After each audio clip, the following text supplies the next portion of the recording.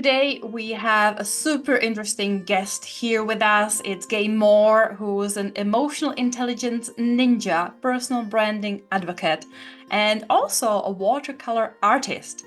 In this conversation, we talk about art and creativity and unconscious bias and emotional intelligence and personal branding and marketing and so many interesting things. So if you're interested in personal branding, life coaching, bringing in your full self, really being visible as yourself, as your authentic self, join us on this journey as we explore art and building personal brand fearlessly with ease and confidence with Gaye Moore.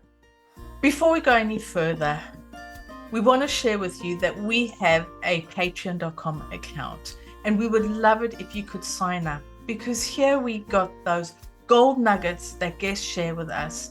You will get support from myself and Lenka, and it's a great site. We really love it, and we would love for you to become part of the community, to become part of us, and to help support Into Your Life podcast.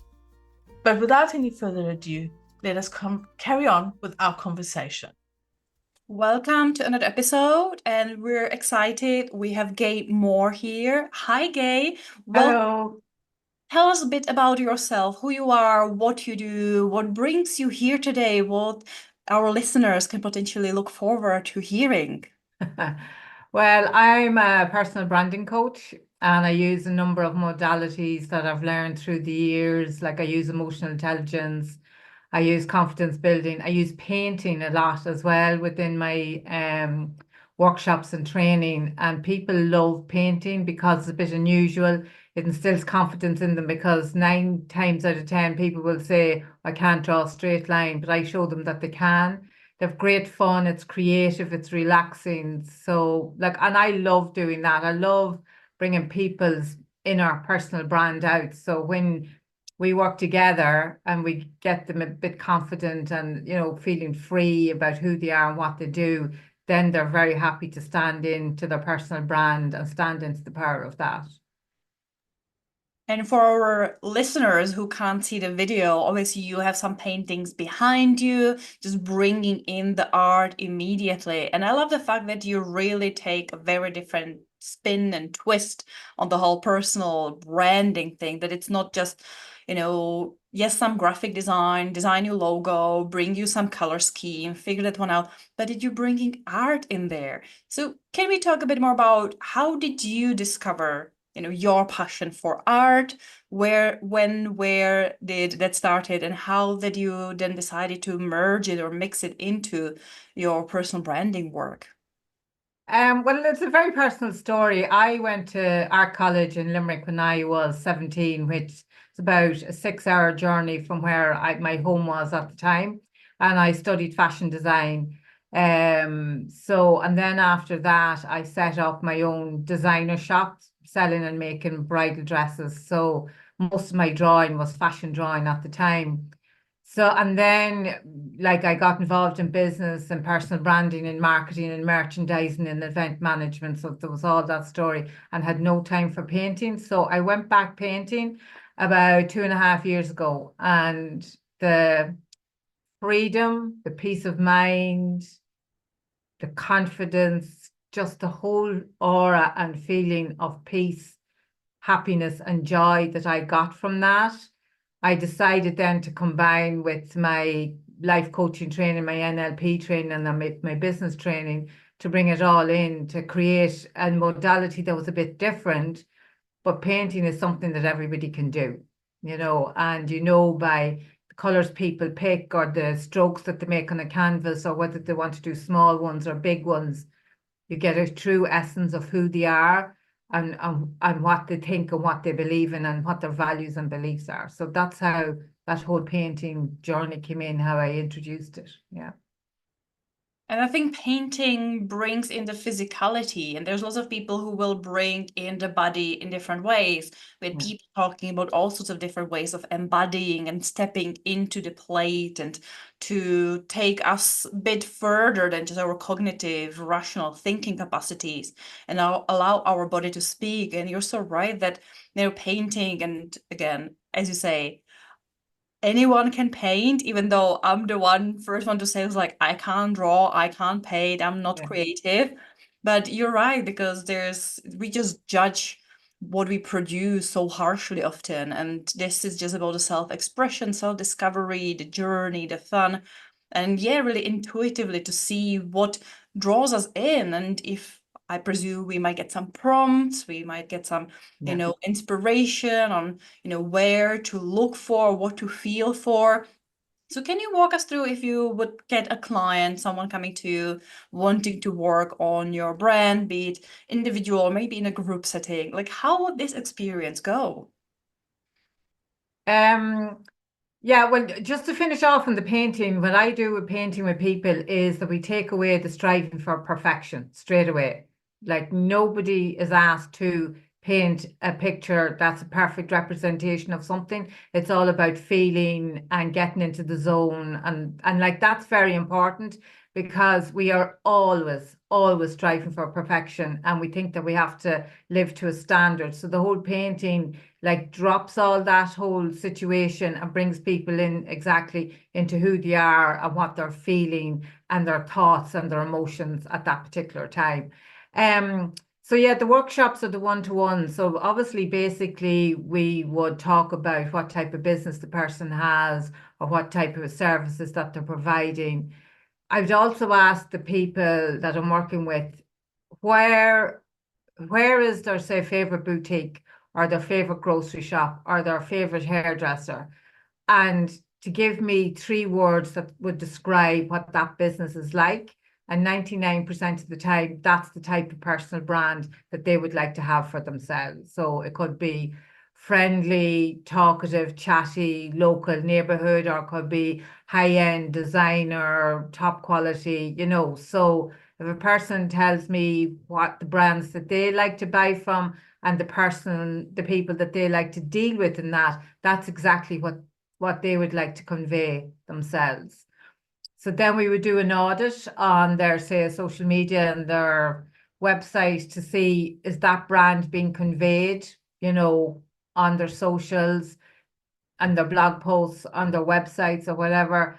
And 9 times out of 10, it's not, to be very honest, because everybody gets into their head and thinks I should be selling X, Y, and Z to everybody, whereas that's not true, So it's about helping them create the feeling and the aura and the essence of when somebody deals with them, how they feel when they've worked with them, and the person would have experience that themselves when they go to their own hairdressers, their own service providers, or whatever it is.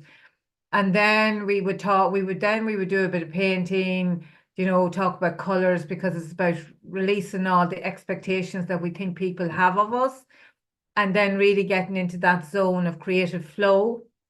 And then people come back and say, yeah, I love orange, I love blue, I love green. And you actually extract their personality from them. And that's what their brand is all about. And then we would work like on, when you've defined your target market, the brand that you want to create, and how do you go about creating that? Is it visuals, is it videos, is it written text? And we build on that, then work on those projects then. Do you believe in color psychology, that Yeah. different colors represent something else, and whatever we choose and whatever we want to represent, we do kind of feel the emotions based on the colors? Yeah, absolutely. I did 3 art classes at an exhibition on Sunday, and um, I knew what colors they were going to pick by the clothes they were wearing. So, yeah, you can, yeah. And I mean, there was a teenager there, and they used a lot of black, and the parent came back to me afterwards and said, look, thank you very much for allowing our child get into the class. They have a few issues, and it was great for them to get involved. So yeah, you can. Actually, color is number one, yeah. And you already touched on it, that also then the clothes, because it's not only the clothes then that we wear that represent again our brand and that make sure that we really get across the personality, not just ours, but the personality of the brand and the feeling we want. But then we can go into the things like textures. And again, we do our background in actual fashion and understanding that it's not just about the color, it is about the fit, it is about the style, it can be about the textures, and the same with paintings. They can be very flat and they can be very textured. So there's a lot of, I can really like feel it in my hands, this embodiment of the brand, that if I would then see someone, you know, represented in their brand, it would make a really stronger connection than just this flat, you know, some colors, whatever font. The way often brands are designed, it's like, oh, I like these colors, you know, I like this font, let's use Canva, let's use someone from, I know, Fiverr or Upwork to get a very quick logo. And often people think that a brand is just the logo with the colors and some fonts, and that's it. But there's so much more to it. And I love how really we're bringing in the emotions and the feelings. And talking of emotions, you obviously have this other side of you that's the emotional intelligence and NLP and understanding what's happening then inside of us. So could you tell me a bit more about where and how you got inspired to get some, you know, training and research or understanding of NLP and emotional intelligence and how this plays a role in your work? Okay, so I'm 62 years of age. So a very long time ago when I was about 12, and I live in a very small rural area on a crossroads. There's only 5 houses here. And my mother brought home a Vogue magazine, very exotic Vogue magazine, when I was about 12 from the hairdressers. And this magazine blew my mind away. Now, so that's 50 years ago. Okay, so there was an article in this magazine about life coaching, which at that time would have been in the very, very, very beginning of it. And I was absolutely mesmerized by this and how you could help people, you know, without having to get a doctor's cert or degree or whatever it was. So I've been fascinated by the mind and about how you can, you know, not control your emotions, but help your emotions, leverage them to achieve what you want to achieve. And so I bought my first life coaching book, I think at 15.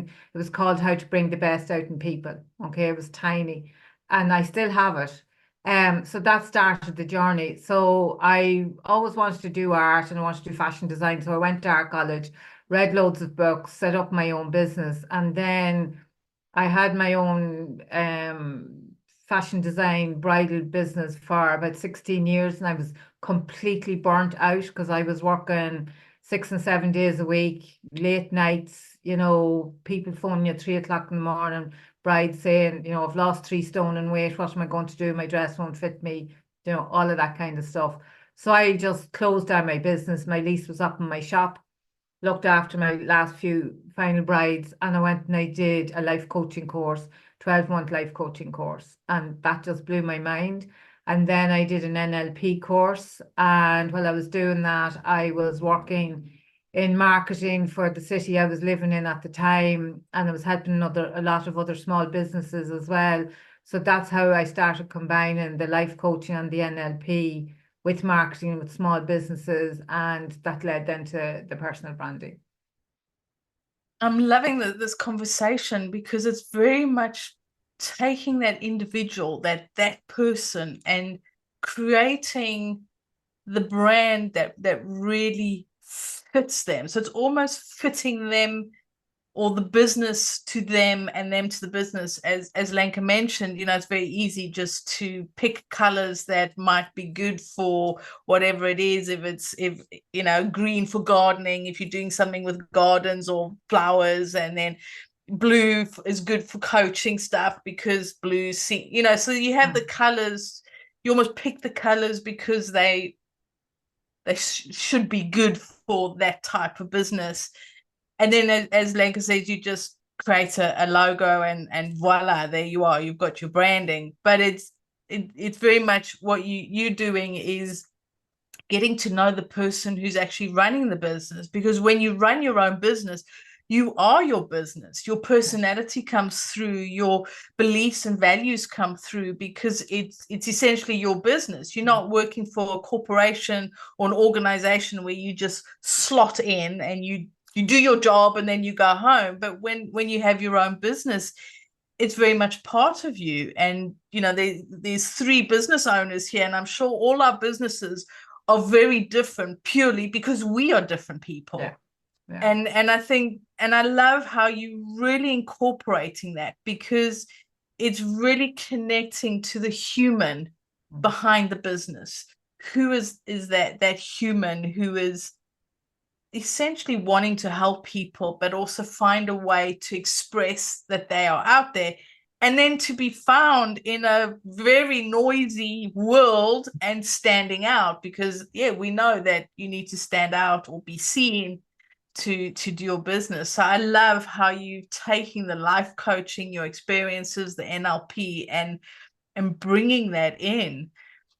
But one thing that's come to mind when you were talking about your clients painting and that, it's almost allowing them to connect with their inner child. I mean, who doesn't want to take a brush and paint and just slap it on a bit of canvas? And yes, I mean, even take your hands and just mush it around and see what happens. I mean, painting can be a lot of fun. You see in movies, or in on YouTube or something, people take paint and they just throw it at a canvas or flick their brushes and swirl it around. And I mean, for me, I'm like, no, it's all got to be I'm very much, everything has to fit and look right and not too swirly. But the inner child in me is going, yes, lots of paint. Let's get dirty. Let's just, have fun. And it sounds like you help your clients to connect with that inner child, to really help them to express themselves. So can you sort of give some examples, obviously no names or anything, but just some examples of how this has helped business owners when they are with their little inner child? Yeah, because most business owners haven't connected with their inner child for many, many, many years, So what it does, it gives them a sense of freedom, and as you say, like, we're very constrained about what we think we should be doing, and what happens when you're doing this, like, first of all, it inspires confidence, and then you see people, starting painting like this and in the, dabbing the water and doing this. And in the end, you get them just to squirt the paint directly onto the canvas and squirt it around. And like, you can see straight away the weight of the shoulders lifting from them, and it also helps them realize that there may be things in their business that they're doing because they think they should be doing it, or they're following this path. But in a few cases, I've had it that people said to me, do you know what? I'm going back to my original plan, what I wanted to do with this business, which resonates with me and my heart and my soul, and I'd be much happier doing this, And that's a success for them. And then we can build the social media structures around that, and the communication structures all around that. But you're giving people freedom, because your inner child is who you really and truly are. That's like who you were before the age of 7 is you. And I mean, that true life can be buried underneath layers of like stress, anxiety, depression, worry, anxiety, So what you're trying to do is help the people to get back into that, and then they can make a decision. Yeah, I want to include a little bit of this, or I don't. And the other thing that this painting does, it releases humor, and it allows people to bring a bit of humor in and a bit of individuality and personality into their businesses, and like, humor is brilliant, absolutely brilliant, so it does. And it also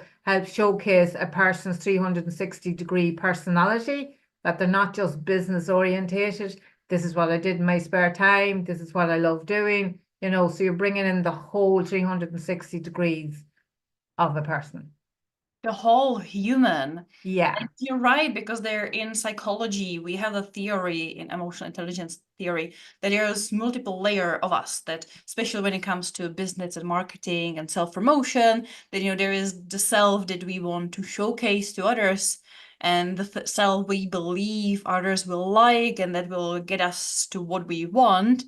And then there is the self that we are at home and we're ourselves, but yet there is still the self that not even ourselves often allowed to be seen and be visible. Yeah. And it is often hidden, and that's the thing that then can cause a lot of issues, be it health issues, be it mental pressure, be it the fact that there is some sort of a disconnect in our brand, even though it could be beautiful and all sorts of pretty design, and there is some sort of a disconnect. Yeah, it's not resonating with you. Yeah. Yeah. And I mean, creativity is so important. I mean, I think by nature we are creative, but we stifle that. It's you like to draw and finger paint until you're about 5, and now you're growing up. Now you're a big girl or big boy, and now you're growing up. Now you're a teenager. You should know better. You go becoming an adult, and then you're an adult. No, do not have fun. I mean, heaven forbid, as an adult, you have a bit of fun. And creativity is really important. And I mean, for me, I was reminded about that when I read Big Magic by Elizabeth Gilbert. Yeah. And it's I always believed that being creative was being an amazing artist or being able to really create. But being creative is anything, is having a thought, is writing one line of something. It's maybe you write poetry, maybe you just write a story, maybe you just write random words, maybe you cook or bake or sew or garden. All of this falls under creativity. And when we are being creative, we not only using our minds, but we also using our hands, especially when we're doing something with our hands. And this can be so therapeutic. This can really be a way to just give oneself a bit of peace or a bit of comfort or a bit of kindness or joy or something, and really almost start to become a whole human again, because we are taught that it's all about work, it's all about money, it's all about have the house, have the family, get on with it, retire. There's this defined things that you should be doing, and all the fun stuff or the creativity goes to the side unless you're an artist. But then you're supposed to be a struggling artist, and Yeah. then it's yeah, but why do you want to do that? You can earn better money. Go be a lawyer. Don't be an artist. Who wants to be an artist? And I think we disconnect from that fun bit, from the creativity, because it won't earn us money, or it won't give us this, or it won't give us that. But again, who says? Who says that? It doesn't mean that is true, but it's these beliefs that we are given, which then become the limiting beliefs. So I love how you're really bringing in that creativity. And having read Big Magic, it was for me a reminder that even me just sitting and thinking about a blog or weeding the garden or maybe creating a meal, I'm being creative. So embrace it and really look into it.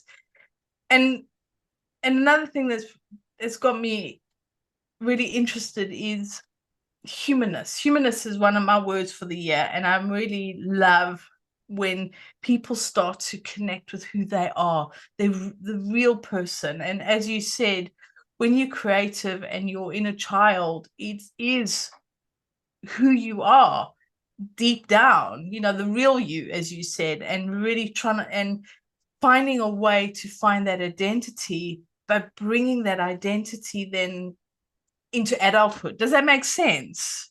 Yeah, and it's either the United Nations of the World Health Organization said that creativity is going to be in the top 10 skills required by businesses for the next 50 years, because creativity in any part of your life then means that you end up being creative in problem solving, or creative in marketing, or creative in finding new business, or creative in building new alliances and all of that. So it's not just an arty-farty thing, excuse the expression. It's like there is real resonance and real reasoning behind using it. It's not only good for your heart and soul, but it's actually good for businesses. It's good for problem solving. It's good for finding solutions to issues, you know. So it's really good in an all-round situation.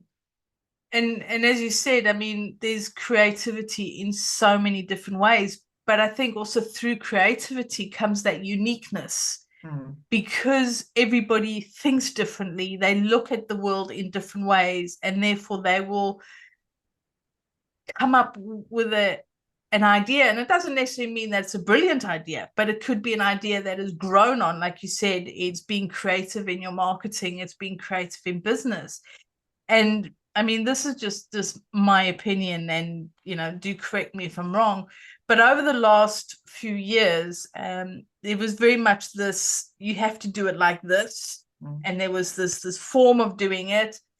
And I think people are now wanting, no, I want to find my own way of doing it. You know, we have social media, we have written marketing, blogs, websites, loads of different platforms that you can do videoing, writing on. There's you know, Facebook, LinkedIn, TikTok, all sorts, and they all have different ways of doing things, but not all of them suit everybody. Yeah. And there has been this idea, well, you need to be on everything to be seen and see, but it doesn't fit everybody. And I know some people don't like being on social media. I am one of those, and I do know people who aren't on social media at all, and they run businesses. You get other people who swear by social media and they absolutely love it. It doesn't mean either one is right or wrong. It just what suits you. And I think with what you're doing and working on the creativity is bringing out that uniqueness and then finding ways that work, because not everything works for everybody, but it's almost giving oneself that permission to, okay, let me try this way and see how that feels. Yes, that works. No, that doesn't. Okay, what else can I do? What else can I try? And I feel that that's coming more and more back into running a business or marketing, or just the way people are. They're wanting to be more unique and wanting to find their way and not sort of be mixed with the crowd. Is this something that you are noticing with your clients? Absolutely, I totally agree with you. And I mean, that all fits in then to the emotional intelligence part. When a person says, I don't have to follow the crowd. I hate social media, so I'll find another way to do it. So that's where the whole thing interlocks together. And there's loads of different ways of finding your ideal tribe or your ideal customer without using social media. You know, you don't have to do it. Like, you don't have to post every day. You know, you're better off posting once a week and having something interesting to say. You don't have to be selling on a sales pitch all the time. You know, be a human being, connect with others, have conversations. And that all goes into the emotional intelligence that, yeah, I am strong enough to believe that I can market my business in this way. I have a good product, I'll meet the right people, and I don't have to be like going on this hamster wheel of posting on 16 platforms 45 times a week. Like, it's ridiculous, you know. That's, I mean, and I do love social media, and I do it for a lot of clients as well. But you have to follow your own heart. You don't have to follow the herd. Absolutely not. And this, I think this is what you really help your clients with, is to find what's in their heart so that they can stop following the herd and find their way of doing something. And I mean, then it goes back to, as you said, the right colors, the right ways that they do it, the right you know, messaging that they have, because they are starting to reconnect with themselves, reconnect with who they are. And you mentioned earlier that sometimes through the painting and through the exercises that you give them, and just the sheer joy of taking that tube and just whacking it onto the canvas is realizing what they originally wanted to do in their business that they've most probably put aside because they've most probably thought, well, I should do this and I should be doing that, but actually that's what I want to be doing. That's where I want it to go. And then taking that back on board. Yeah, yeah, yeah. And I mean, it's like I always say, emotional intelligence blends in really well with this, when people say, what are you talking about? But it's completely true. If you can teach people to be really present in who they are, believe in themselves without having to constantly make a point or prove themselves, then they are truly in their essence of what they're offering, whether it's services or products or whatever, and they don't feel as if they have to be constantly proving themselves. They're just it. And people can feel that energy, people can feel that essence, and that's all part of your branding, your marketing, your sales, whatever it is, So, like, I just love the way the three things go together: emotional intelligence, paintings, and personal branding. And when, with the work that you do and your clients, do you start to notice that their confidence is growing and their self-belief and even their resilience is starting to really come into its own? Is that something that you have seen?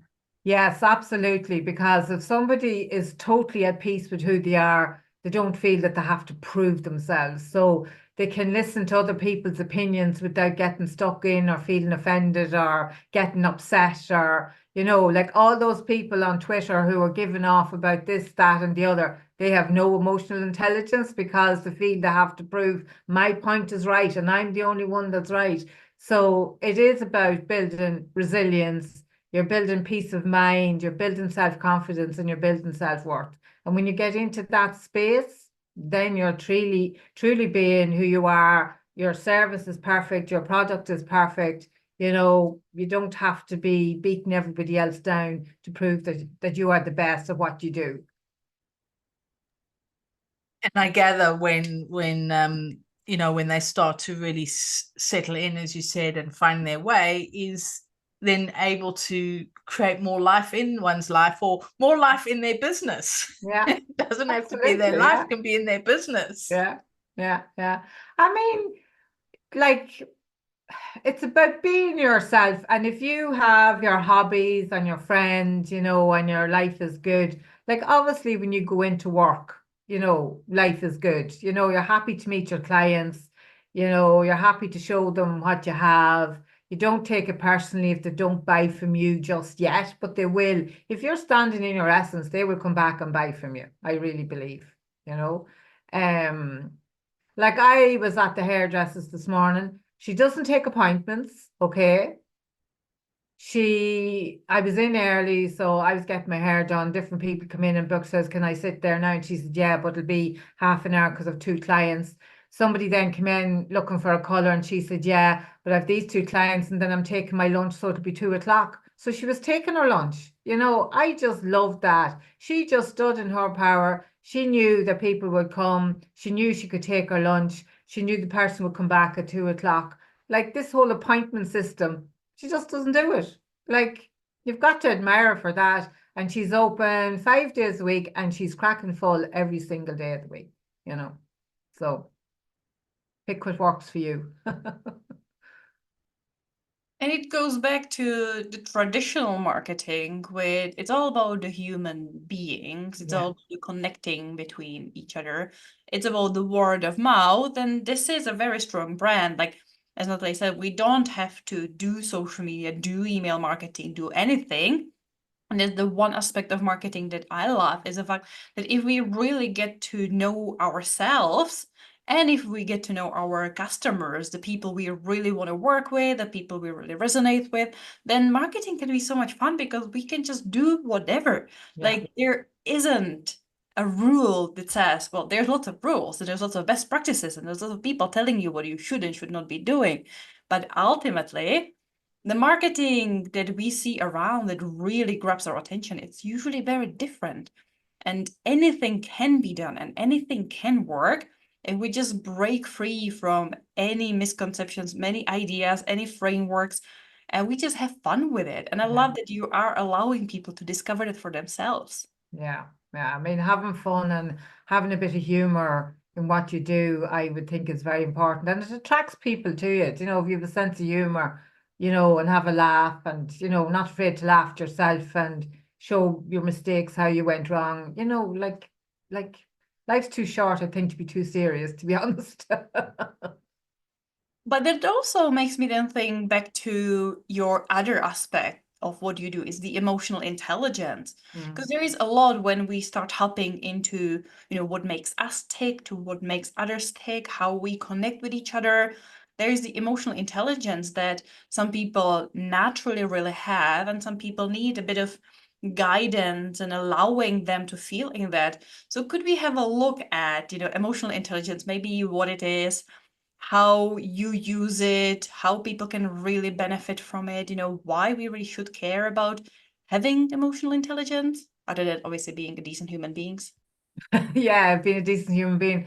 Well, like emotional intelligence in, say, larger workplaces is a really good way to help dissolve workplace conflict or to avoid workplace conflict.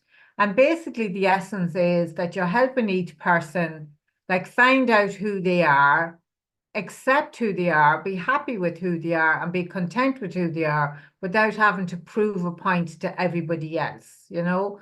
And it's great for team building. And it's like it's helped build perspective, you know. So I do an exercise nearly in every workshop that I do that it's about perspective. And what I do is I take 4 chairs and put them at different places in the room. And I would take somebody up and I would say, to this person, Mary, will you give me an instance of when there was an issue that went on either? Now, we don't use work because obviously there's other work colleagues there, but did you ever have an issue, a small family issue, or an issue in a committee that you were in, or an issue in a sports club that you were in, or an issue with a sports team that you were playing? And they would say yes. So I say, sit in this chair, this first chair, and tell me all about that instant from your point of view. And the person will do that. And it'll all be, I did this, I wanted this person wouldn't let me do this. I felt very upset and I felt very hurt. And we get it all out of their system. Then we get them to stand up and just shake it out. And I take them to the second chair. And I say, now, sitting in this chair, you are the other person, Patricia. So I want you to close your eyes and tell me from Patricia's point of view what this issue was like. And it's amazing, but that person, Mary, when she's sitting in Patricia's chair, will be able to tell you exactly what it was from Patricia's point of view. So I get them then to stand up, shake it off, go into a third chair and say, this is your a friend of both of you, a girl called Gaye. And if Gaye was watching this instant between the two of you, what would she say? And Mary will say, well, Gaye would say, like, this is a silly issue. We could have sorted this out much easier. We could have done this, we could have done that, we could have done the other. Then I get them to stand up and shake it out and go and sit in a chair at the far end of the room, which is 5 years down the line. And I say, now, Mary, 5 years down the line, what do you think of this big issue that's taking up your brain space at the moment? And they will say, do you know what?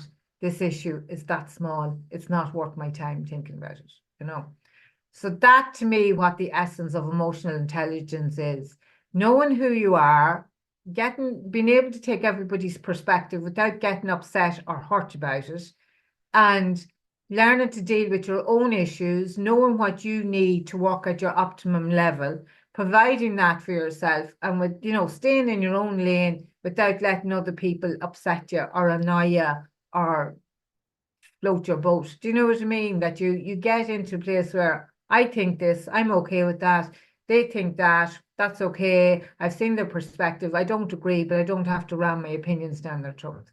And that basically perspective to me would be the whole essence of emotional intelligence. For me, part of emotional intelligence, where it comes to marketing specifically, is also the empathy, is the ability to put ourselves in the shoes of our prospects, our customers, the people that we want to attract.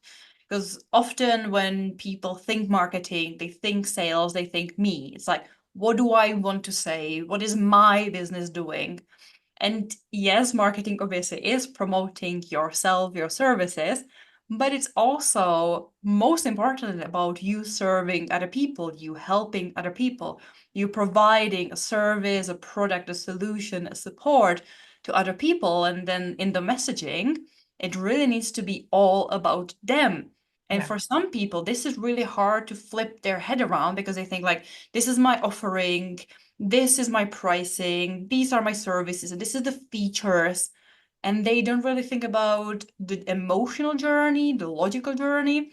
Because we also need to, I think, emotional intelligence is important in a way that we need to understand that we human beings, even though we like to pretend that we are rational and that we're making very calculated, logical decisions, that so much of our behavior and so much of our spending it's driven emotionally. So having this emotional intelligence of understanding how we humans work in terms of what makes us feel pain, because spending money actually triggers pain and what it means and how we can use it in marketing.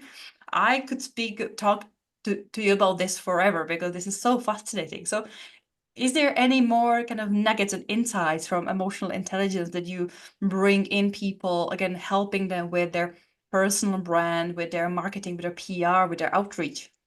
Yeah, what you said is absolutely true. It's about getting into the perspective of who you're selling to, even though that person may not be in your social strata, or you might know who they are, but totally correct. Getting into their perspective of what they need and what they, want and what the emotional journey is and whatever. Yeah.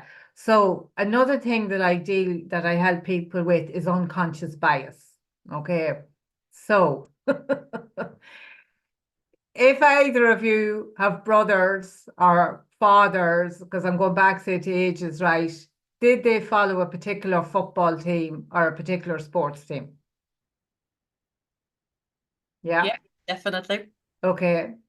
So my brothers, when we were young, they followed Liverpool. Okay. So because that's what my dad did, right? So my brothers would never buy a Man United jersey. Okay. So could you imagine if you were trying to sell a Man United jersey to a Liverpool supporter? It wouldn't happen. So unconscious biases are things that we assume are true based on our childhood. So like if you're in a family, so I had two parents alive and I was being brought up, and I was one of five brothers and sisters, and I worked in my parents' shop from the age of 8, okay? And like you'd get, people coming in and they buy groceries or they buy diesel or they would buy petrol, and you'd always get the odd person who'd be saying, oh, give us a bit of discount here or that or whatever. I absolutely hate people ask me for discount now, you know, because of what I saw in the shop and because of what my father was saying, like you can't give them discounts. We're running at small margins, whatever, they're only chancing their arm. Like that's an unconscious bias. Another unconscious bias is that I love the smell of cut grass because like we do, because we were working outside, say at the petrol, you'd always smell the cut grass when it was happening. So that's a good conscious bias, unconscious bias. I love ice cream. I love the wafers that you used to get. So like unconscious biases can also, like in a religious context or in socioeconomic context, like if you ask a lot of people, what do you think of solicitors or people in law? They'll straight away tell you, oh, they're only out to get you and they charge astronomical amounts of money for what they do. That's an unconscious bias. Okay. So when you help people realize what their unconscious bias is, another one can be um, like you were probably told as a child not to have ideas above your station, which means don't be visible. Okay, so that's a huge one that I have with people in personal branding. Oh no, I don't want my photograph here. I don't want this because like it goes back to their childhood. You were told not to put your head above the parapet. So you can unveil all of these through emotional intelligence training to find out, do people like being visible? Do they like being leaders? Do they like being part of a team? Do they like friendly people to deal with? And that's all part of connecting up who they are. because also, like, if they had that thing about solicitors, they mightn't want to sell to solicitors because they're thinking they're a different strata than what I'm in. You know what I mean? So, and I had a bit of that as a child as well, because we lived in a rural community, but we weren't farmers, we were shopkeepers, right? So there was a big difference there. Then when I went into the town, into school, I was seen as a culchie, right, which is an Irish word for somebody from the country. But even though all my friends had shops as well, like we had, so that's a whole unconscious bias as well.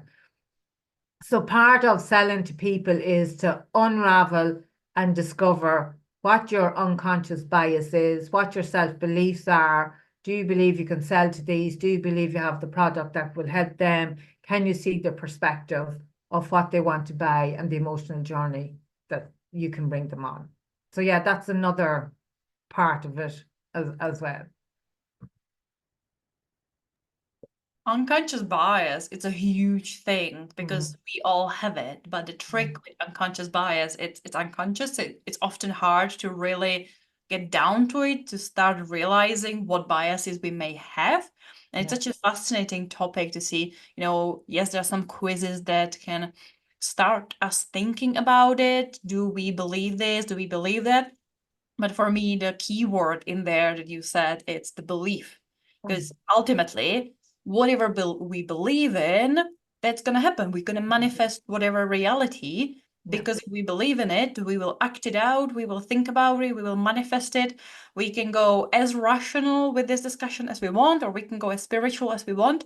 But the truth is that our beliefs really matter, and they shape our world. They put a filter on how we see the world ahead of us. And bringing back to our marketing and to personal branding, that whatever biases and whatever beliefs we have will, both for us as a business owner, as a marketer, as a personal brand, will filter how we present ourselves and what we put out to the world. But we also need this emotional intelligence to understand that not everyone will understand it exactly as we have put it out there, that there will always be space for interpretation because different people have different filters. And that's where then creativity becomes both empowering and can allow us to bring so much freedom if we accept that no one ever will fully understand ourselves and we can be free to express.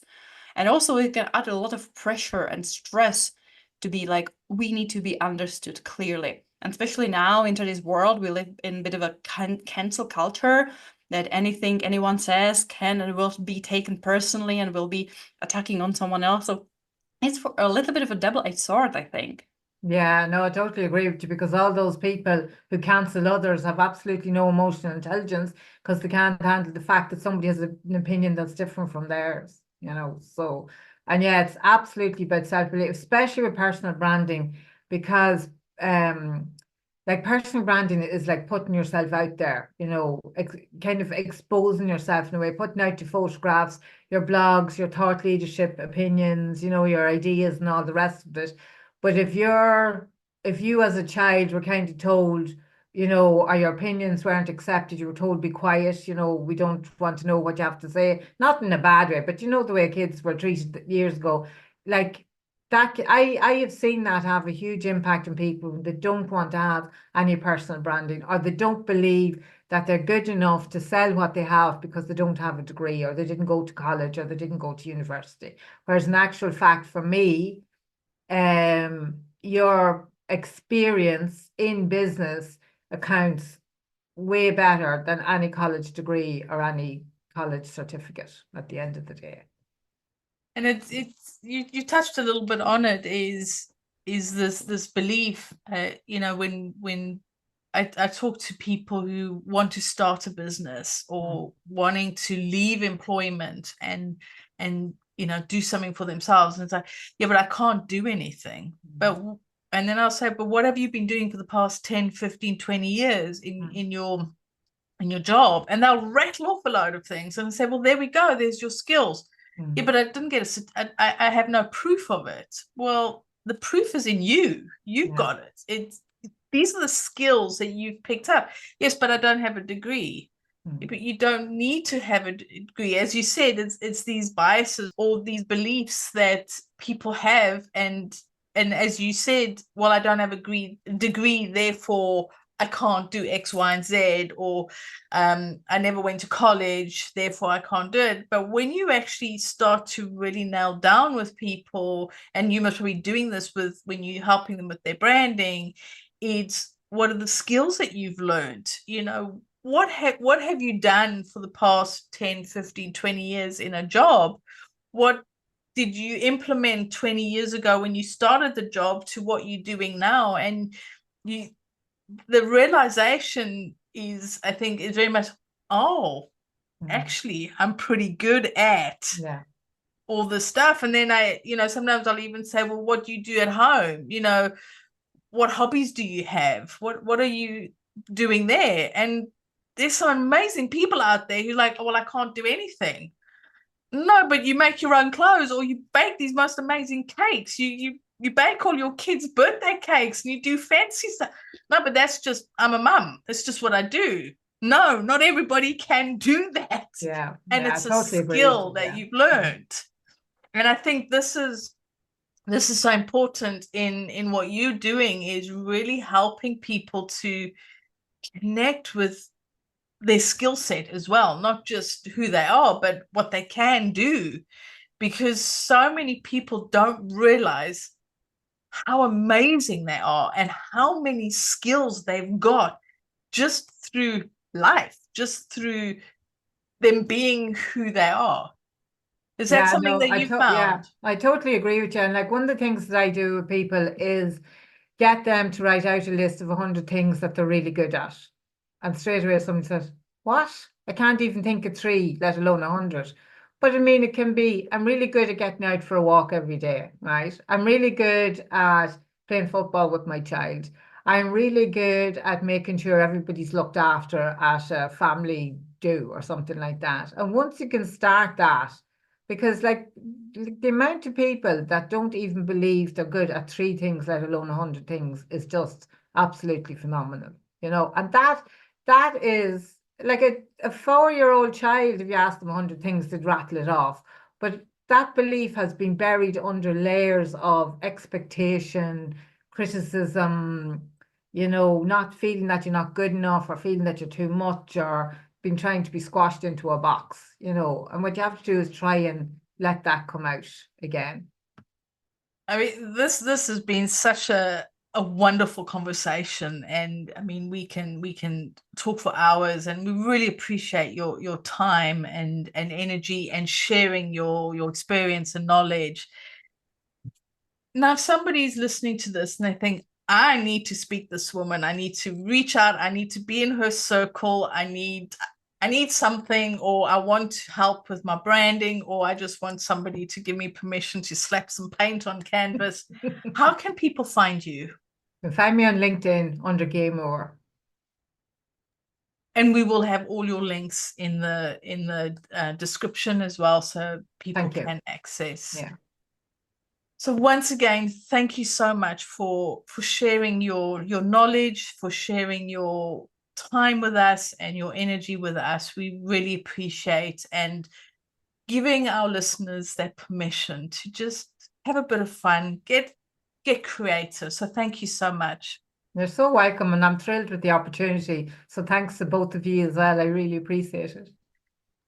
And for our listeners, what did you get from today? Are you itching to just get out a piece of paper, paintbrush, and some paint?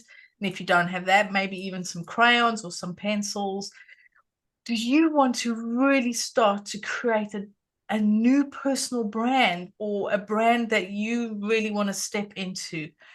Are you just dying to become more creative? Or are you thinking, I am creative, how can I really bring that into my business?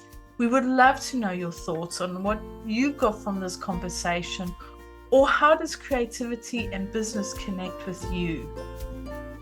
And until next time, we'll talk to you soon. Bye. If you enjoyed listening to our conversation, please share it with your friends and colleagues, and don't forget to subscribe. We would love it if you could give us a 5-star rating and write a short review.